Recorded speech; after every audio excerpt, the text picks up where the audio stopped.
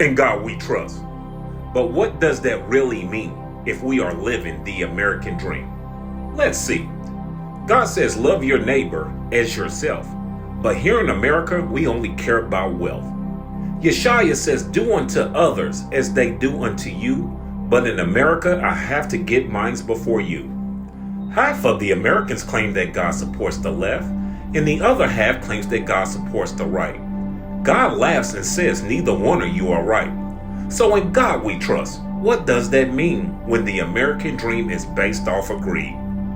As times get hard, the American church cannot be found because it's more concerned about keeping its wealthy ground.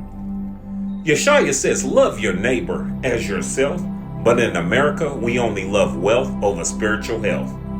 So now we see why Ahia says set your mind on heaven and not on earth, because a fruitful heart knows that the American dream is a curse.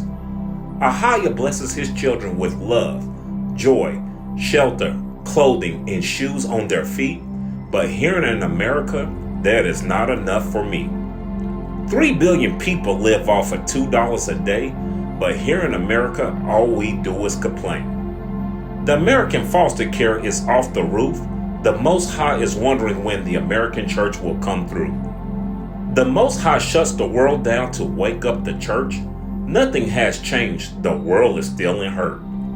While the American dream gets back on its feet, I would bet in my life there are millions of kids with no food to eat. So where is Jesus during these times? The Most High just let me know it's the fake Jesus, Cedric Bozier, that has been committing these crimes. Judah, Gad, wake up. Shalom. If I were the devil, if I were the devil,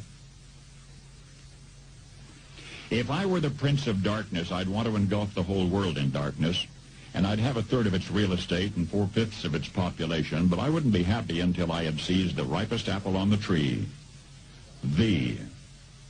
So I'd set about, however necessary, to take over the United States.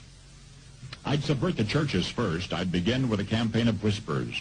With the wisdom of a serpent, I would whisper to you as I whispered to Eve, do as you please. To the young, I would whisper that the Bible is a myth. I would convince them that man created God instead of the other way around. I would confide that what's bad is good and what's good is square. And the old I would teach to pray after me, Our Father, which art in Washington,